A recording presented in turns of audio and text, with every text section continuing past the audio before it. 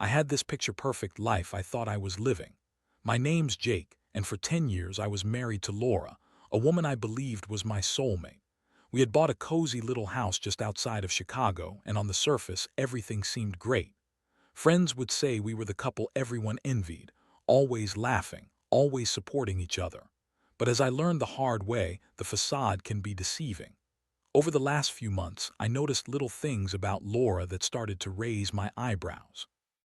She was always busy with work, staying late more often and coming home with that faint scent of cologne that wasn't mine. At first, I tried to brush it off. She worked in marketing and I figured it was just the stress of her job, but I could see changes in her mood too. She was short with me, dismissive. The warmth we once shared felt like it was fading away, leaving behind a chill I couldn't quite shake off. Then came our anniversary. Instead of the grand celebration I had envisioned, a nice dinner, maybe a weekend getaway, Laura made last-minute plans with her work friends. She insisted it was a big deal and she couldn't miss it. I tried to be understanding. After all, I remembered how hard she worked.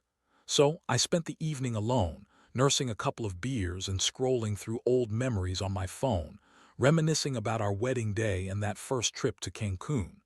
It was that night I decided to close a chapter, believing in the vows we had exchanged more than a decade ago. The next day, however, everything changed. I woke up to an empty home, feeling a strange mix of anger and emptiness. My gut was twisting, and I couldn't shake the feeling that something was terribly wrong. I started checking her social media, out of curiosity, I'll admit. Her activity had been suspiciously quiet, with recent posts only showing her out with friends. But what truly sent alarm bells ringing was a notification from her phone that buzzed on the kitchen counter. A text from a guy named Mark, saying something like, "Can't wait to see you tonight, I miss you." My heart dropped like a stone. I tried to convince myself that maybe it was just a friendly coworker, but I knew better. It felt like a punch to the gut. How could she do this? I felt a rush of anger mixed with disbelief. I had to confront her. That evening I waited for her to come home, packing back and forth like a caged animal. I could hear the front door creaking long before she stepped inside. When she saw me, her smile faltered just for a moment, but she quickly recovered. The facade was still there. "Hey, babe," she called out, too cheerily for my liking. I took a breath and let it out slowly, feeling that rage bubbling beneath the surface. "Laura, we need to talk." Her expression shifted and she seemed to know that this wasn't going to be a casual chat about our day. "What's up?" she asked, feigning innocence as I pulled out my phone, showing her the text from Mark. Her reaction was telling. Her face went pale and for a split second I could see the panic in her eyes. "Who's Mark?" I demanded, keeping my voice steady despite my heart racing. Instead of answering, she stuttered through a series of weak excuses about just a friend from work. And it's not what it looks like. I felt my blood boil. The lies were spilling out of her like a broken dam, and it was clear she was desperately trying to spin the narrative in her favor. I could see that she was caught, but Laura was good at manipulating the narrative.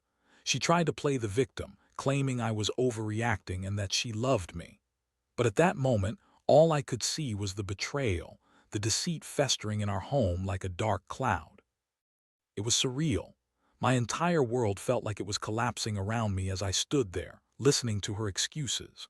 What followed was a whirlwind of emotions: anger, sadness, confusion, and a deep, gnawing pain. I never expected to find myself in this position, and yet here I was, staring into the abyss of my marriage, feeling utterly betrayed. I had to figure out how I was going to deal with all of this, and as she continued to ramble on with her excuses, the man I thought I knew was slipping away. I had a decision to make, and it was going to change everything. As I continued to listen to Laura's frantic excuses, my mind raced, trying to process the betrayal. It felt like I was living in a nightmare. The woman I had committed my life to, the mother of my children, was lying to my face. I had trusted her completely, and now, standing there, I felt hollow. "Jake, please," she pleaded, her voice trembling. "You have to believe me. It was just a misunderstanding.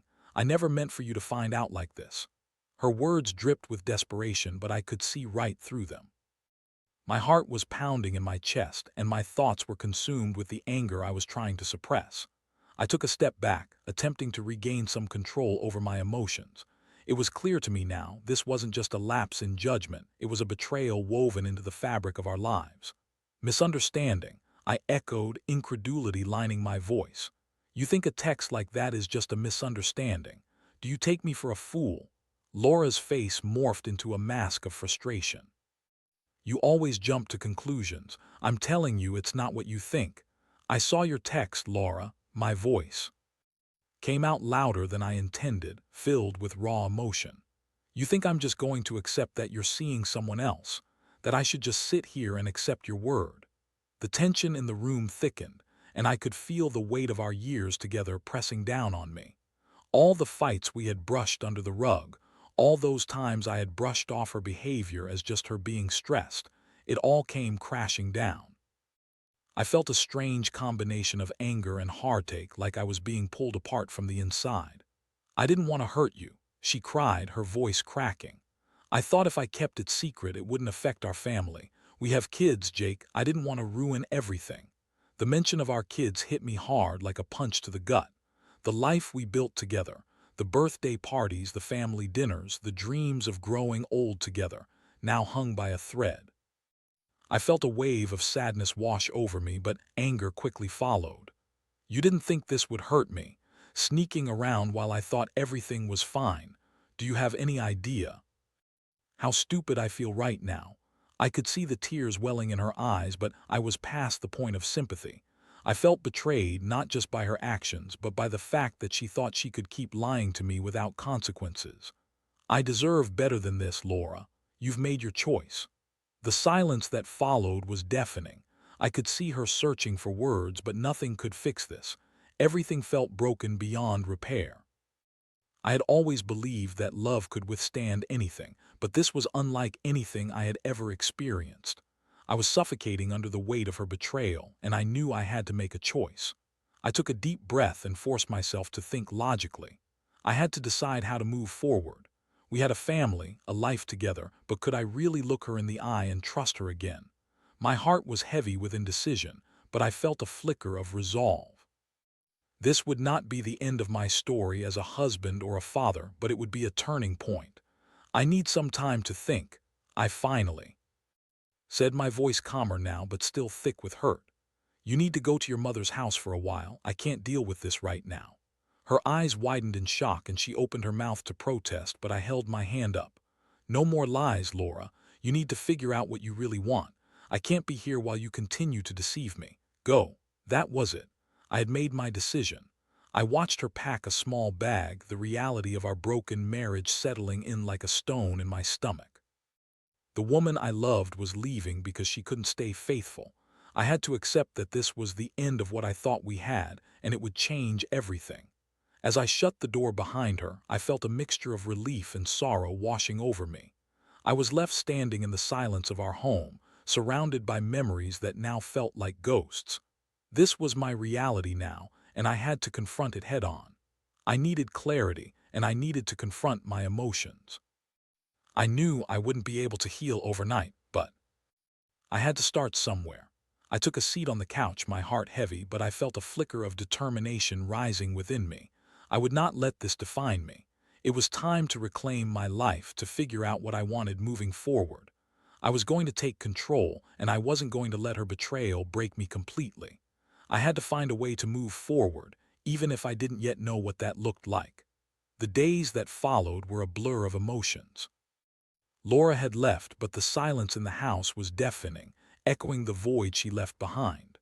I spent the first few days in a haze, replaying every moment in my mind, questioning my decisions and grappling with a heavy heart. I felt like I was in a fog, unable to see clearly. I tried to keep myself busy, tackling household chores that had piled up while I was preoccupied with work and trying to support Laura. Cleaning the living room, doing laundry, and cooking meals that had once been shared felt surreal, like I was going through the motions of life without really living it. The absence of her laughter, her presence, was almost suffocating. I found myself staring at our wedding photo on the wall. The smiles frozen in time felt like a betrayal of their own, capturing a moment that no longer represented reality. I turned to my friends for support, seeking solace in their company. One evening, I met up with Mike, my best friend since college. He had always been a steady presence in my life, and I needed to talk about what had happened. As we sat in a dimly lit bar, I poured out my heart, detailing the events that had unfolded, the feelings of betrayal and hurt. Mike listened intently, nodding as I spoke, his expression a mix of sympathy and anger on my behalf. "Dude, you don't deserve this," he said, his voice low but firm. "It's not your fault, it's on her. You should focus on yourself right now." I nodded, appreciating his support, but somewhere deep down I felt the anger starting to bubble over again. The pain of betrayal was gnawing at me, and I was left wondering if I could ever trust again. "I just can't believe she went behind my back like that. I thought we had a good thing." Mike leaned back in his chair, taking a thoughtful sip of his beer. "Sometimes people do stupid things. It's not a reflection of you, it's a reflection of her. Don't let her mistakes define you." His words resonated, yet I still felt the weight of betrayal clinging to me. I needed to process this further. I had always been a logical person, and I realized that I needed a plan moving forward, a way to reclaim my life and determine if there was any way to salvage what we had. That night, I went home with Mike's words echoing in my head. I pulled out a notebook and began writing down my thoughts, trying to make sense of the chaos in my mind. I jotted down everything, my feelings of anger, the hurt, but also my fond memories of Laura, the good times we had shared, the dreams we built together. It was cathartic to put pen to paper, but I also realized I needed to confront the reality of our situation. I picked up my phone and texted Laura, asking her to meet me at a coffee shop nearby. I was feeling uneasy about it. Part of me wanted to confront her again, and part of me wanted closure. My heart raced as I waited for her response. When she agreed, I found myself packing again, anxiety flooding my veins. What could I possibly say? I wanted answers, but I wasn't sure I was ready to hear them. The moment she walked through the cafe door, I felt a rush of emotions, anger, sadness, and longing. She looked different, eyes red-rimmed, as if she hadn't been sleeping well. "Jake," she said softly, her voice trembling. She sat down slowly as if she were unsure about what would come next. "Laura," I replied, keeping my voice steady. "I don't want to go in circles. I need to know what happened." "Why?" She looked down at her hands, fidgeting with her bracelet. "I messed up." Her voice was barely above a whisper. "I let things get out of control. I didn't mean for it to go that far." "Then why did you?" I pressed, my heart racing. "You could have talked to me. We could have worked through it. Instead, you chose to betray my trust." Her eyes filled with tears as she struggled to find the right words. I felt stuck, Jake, like I was losing myself in all the responsibilities. Mark gave me a taste of freedom and I got swept up in it. I realized now how selfish I was. I blinked, trying to absorb her words. It was hard to see her this way, but I also felt an undeniable anger brewing inside me. "That doesn't justify what you did. You don't just throw away a marriage because you feel bored or overwhelmed. You talk to your partner." "I know," she said, her voice cracking. I thought I could handle it. I never wanted to hurt you." There it was, the same excuse I had heard the night of our confrontation, but this time it felt even weaker. I wanted to scream, to tell her how much she had hurt me, how shattered I felt, but I was trying to keep it together. "Laura, I can't keep doing this. I can't pretend everything is fine when I feel like you've crushed my heart." "I want to make it right," she said, tears streaming down her cheeks. "I'll do anything. I swear, I'll end it with him. Please just give me another chance." I looked at her, searching for any sign of sincerity, but there was a part of me that felt like I was talking to a stranger. Could I really trust her again? I had to consider everything, our kids, our history, our life together. But could I ignore the pain that had been inflicted? "I need time," I finally said, my voice heavy with decision. "I can't promise anything. You've shattered my trust, and it'll take a long time to rebuild it if ever. I need to focus on myself and figure out what I really want moving forward." As we sat there, the weight of our conversation hung in the air. There were no easy answers, and I knew this wouldn't be the end of my emotional journey. I had to confront the possibility of rebuilding or walking away. But one thing was certain: this was a turning point, and I wasn't going to let her betrayal define the rest of my life. I had a path ahead of me, and I was determined to find my way through the darkness. After that intense conversation with Laura, I found myself grappling with a whirlwind of emotions. I left the cafe feeling more conflicted than ever.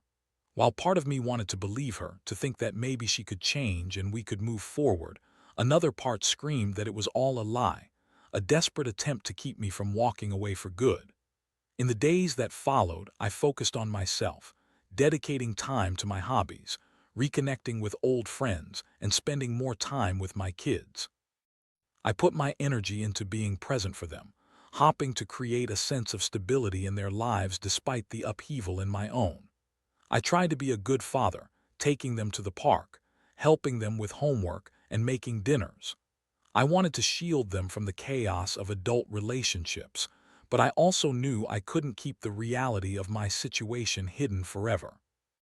One afternoon, while I was helping my daughter, Emily, with a science project, she asked me a question that struck me like a lightning bolt.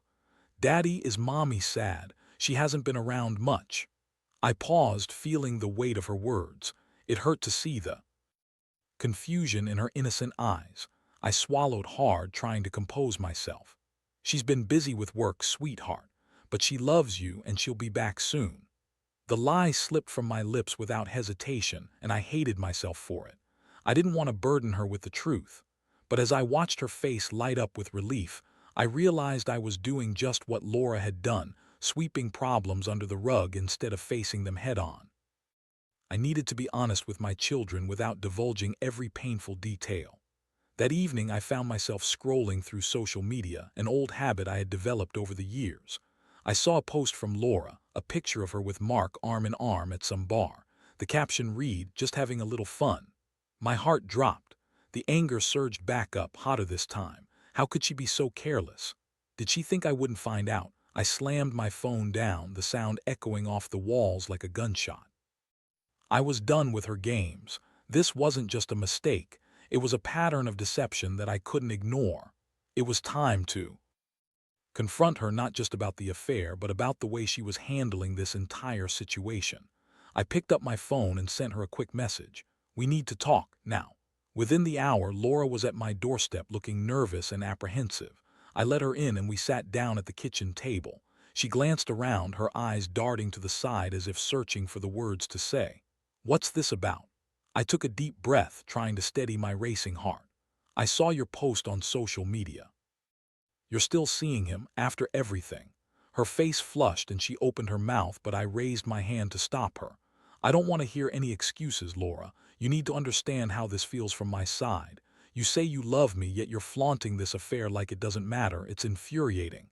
"I know," she shot back, her voice rising defensively. "I messed up, but I thought we were working things out. I didn't mean to hurt you. I panicked. Mark was there when I felt alone. That's not an excuse," I snapped, frustration boiling over. "You're still choosing to hurt me. Don't you see that every time you post something like this, it feels like a knife in my back?" Tears started rolling down her cheeks, and for a brief moment I felt a pang of empathy, but the anger inside me wouldn't let go.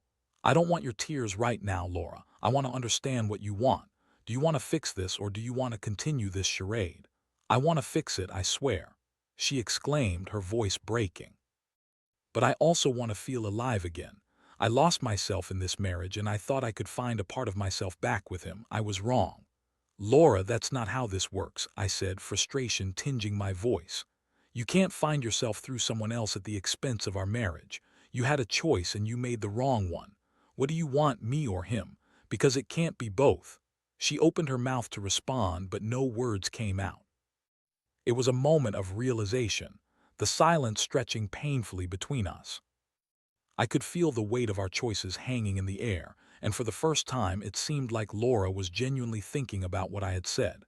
"I don't know," she admitted softly, her voice barely above a whisper. "I thought I could keep both worlds separate. I thought I could be happy again without losing everything, but I don't know if I can have both." "Then it's time to decide," I said, my voice steady despite the turmoil inside me. "You need to choose. If you want to be with me, you have to cut him off completely.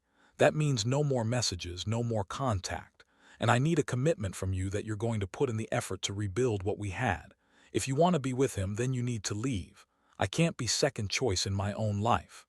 Her eyes filled with tears again, but this time there was a look of determination behind them. She wiped her cheeks and looked me straight in the eye. "I'll do it.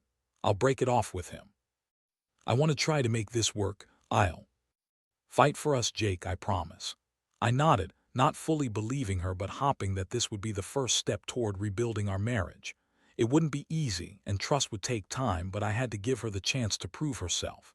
For now, that was all I could do, take this leap of faith and see where it led. As she left that night, I felt a mixture of hope and uncertainty. I had set the foundation for what could be a long road ahead, but I knew that it wouldn't be just about her choices. I had to examine my own feelings and decide if I was ready to accept her back into my life. The journey was just beginning, and I was determined to navigate it, one step at a time. In the weeks that followed, life became a strange mix of uncertainty and cautious optimism. Laura had ended things with Mark, or so she claimed, and I was doing my best to navigate the stormy waters of our relationship. I kept a watchful eye on her, both curious and skeptical about her commitment to making things right. It felt like walking on eggshells, trying to balance between hope and self-preservation. Laura threw herself into rebuilding our relationship, appearing genuinely remorseful for her actions. She started cooking again, surprising me with meals that I hadn't tasted in a while. She made an effort to be present with the kids, planning family outings and helping them with their schoolwork. There were moments I could see the woman I had fallen in love with. Her laughter would light up the room, and for a fleeting second, I'd forget the betrayal that hung over us like a dark cloud. However, the deeper I dove into this fragile reconnection, the more I realized the cracks in our foundation remained.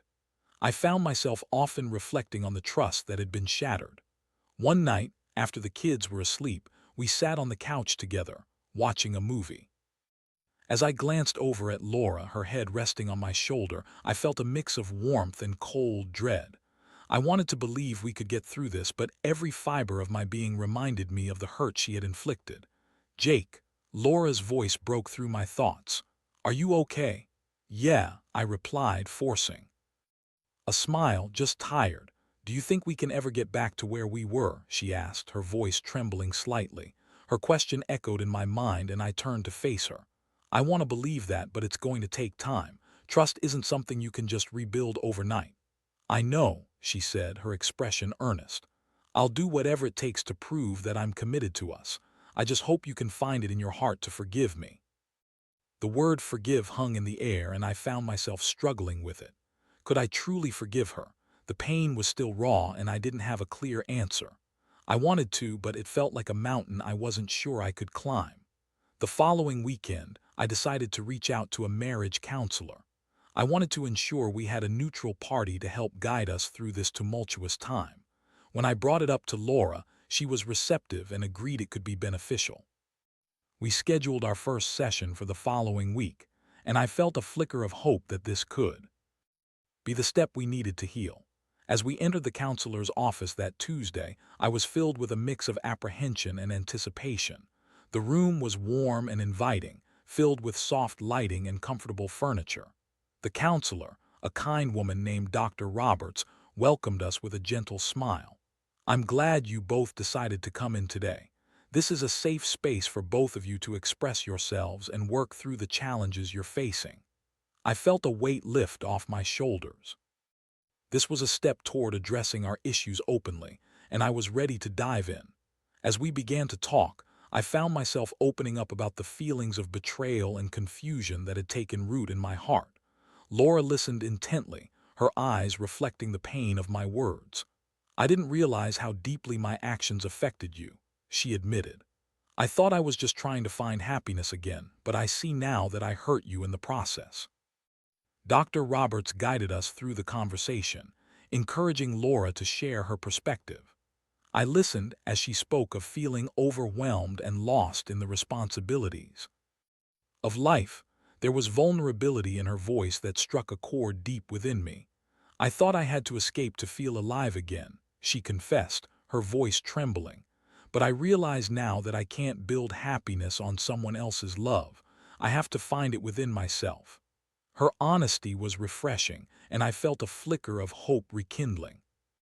Perhaps this was the journey we both needed to embark on, not just to save our marriage, but to rediscover ourselves as individuals, away from the roles we had played for so many years. As the sessions continued over the next few weeks, I began to see the gradual shift in our dynamic. We were learning to communicate better, to express our feelings without fear of judgment. I shared my fears about trusting her again, and she listened without becoming defensive. It was a new experience for both of us, but it felt like we were starting to break down the walls we had built around ourselves. But then, out of nowhere, Laura received a text one evening while we were sitting on the couch together. I glanced over as her face turned pale, and I felt the knot in my stomach tight. It was from Mark, a simple message asking how she was doing. I felt my heart drop, the familiar anger bubbling to the surface. "Are you kidding me?" I shouted, the hurt spilling over. "I thought you were done with him." "Jake, wait," Laura exclaimed, her hands held up defensively. "I swear I didn't respond to him. He must have gotten my number from a mutual friend. I wasn't even going to look at it. Then why even keep the number?" I shot back, my voice sharp. "How can I trust you if you're still entertaining him in any capacity?" Her eyes filled with tears, and I could see the panic in her expression. "I didn't want to hurt you. I'll block him right now. Just give me a chance." "Laura, I can't keep doing this," I yelled, my voice trembling with frustration. "You're supposed to be proving to me that you're serious about us, and this is what you do." The tension in the room was palpable as she scrambled to explain. "I'm sorry. I thought I could just move on without cutting everyone off. I didn't mean to drag this back up." As I stormed out of the room, I knew this was a critical moment. I had to take a stand. I wanted to believe we were moving in the right direction, but this felt like a slap in the face. I couldn't remain in a relationship where the past continuously reared its ugly head. I needed to decide if I could fight for this marriage or if it was time to cut my losses and walk away for good. The thought echoed in my mind, and I knew I had to confront the reality of my situation. As difficult as it was, I had to choose between holding on and letting go. I needed clarity, and it was time to make a choice that was best for my heart, both as a husband and a father. I stepped outside onto the porch, the cool night air washing over me like a soothing balm. I leaned against the railing, trying to calm the storm raging within. It felt like the weight of the world was on my shoulders. I thought we were making progress, but here we were again, grappling with the shadows of her past. Inside, I could hear Laura packing, her voice muffled as she pleaded with me to listen. I took a moment to collect my thoughts. This was the defining moment of our marriage. I had to make a choice, but it wasn't just about my feelings. It was about what was best for our children and our future. As I took a deep breath, I felt a strange sense of clarity wash over me. I recalled the countless nights I had spent alone, the emotional turmoil I had faced, and the uncertainty that haunted me. I considered everything we had built together, the love, the laughter, the memories, but I also remembered the betrayal that had shattered that foundation. Finally, I turned around and walked back inside. Laura was standing there, her eyes wide with fear and uncertainty. "Jake, please, I didn't mean to." "Stop," I interrupted, my voice firm yet calm. "I need to be honest with you. I've been doing a lot of thinking, and I can't keep going through this cycle of pain and mistrust." Her face fell, and I could see the fear in her eyes. "What are you saying?" "I'm saying that I need to protect myself and our children. I can't keep trying to build a future when the past keeps creeping back in. This isn't just about you and me anymore. It affects our kids, and they deserve better." "I swear I'll block him," she begged. "I'll do anything. I want to make this work." I shook my head, feeling my resolve harden. "Laura, it's not enough. You need to understand that actions speak louder than words. I can't live in a state of constant anxiety, wondering if you'll turn back to him. I need a partner who is fully committed to rebuilding trust, not someone who's still entangled with someone else." Tears streamed down her face, and for the first time I saw the vulnerability in her expression. "I love you, Jake. I don't want to lose you." "I know you love me, but love isn't enough without trust and honesty," I replied softly. "I think it's best if we take some time apart. I need space to think about what I truly want, and you need to reflect on your choices and what led us here." Her shoulders slumped as she absorbed My words, the reality sinking in. You really mean it. I do. I think we both need to figure out who we are outside of this marriage to regain our sense of self before we can even think about rebuilding what we had. We need to focus on being good parents, and right now, I can't do that with the weight of betrayal hanging over us. After a long silence, she finally nodded, her expression resigned. Okay, she whispered, her voice cracking. I understand. As she packed a few things to stay with her sister for a while, I felt a mixture of sadness and relief. I wasn't sure what the future held, but I knew that for the first time in a long time, I was taking control of my narrative. I was giving myself the opportunity to heal and to find clarity. When she left, I felt a sense of finality wash over me. I knew it was the right decision, but I also mourned the loss of what could have been. The house felt emptier, but I was determined to fill it with the sounds of laughter and love from my children, rather than the echoes of past betrayals. In the days that followed, I focused on my kids, throwing myself into fatherhood with renewed vigor. I took them to the park, helped with school projects, and tried to create a sense of normalcy in their lives. It was hard, but it was also rewarding. I realized that while I was navigating my own pain, I had the opportunity to shape their lives positively. I also sought therapy for myself. I wanted to process everything I had been through and learn how to rebuild my self-worth. Talking to a professional helped me untangle my feelings of anger and betrayal, and I began to see a path forward, not just for myself, but for my children as well. Over time, Laura and I began to communicate more openly. We agreed to co-parent effectively for the sake of our kids, setting aside our differences to focus on what truly mattered. I could see that she was genuinely trying to change, and though it would take time for me to rebuild my trust, I appreciated her efforts. Months passed, and I found myself in a much healthier place. I had started dating again, cautiously exploring what it meant to connect with someone new. It was liberating, but it also reminded me of the lessons I had learned through my marriage with Laura. I had grown stronger, more resilient, and I was determined not to let betrayal define my future.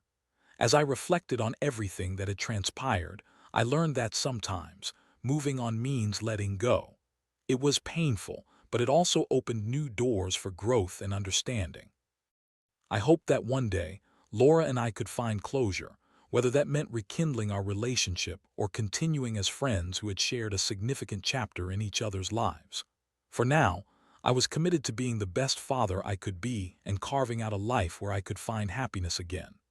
I was ready to embrace the future, knowing that I had the strength to overcome anything life threw at me. The past was a part of me, but it no longer defined who I was. I had closed that chapter, and with it, I had opened a new one, one filled with hope, healing, and endless possibilities.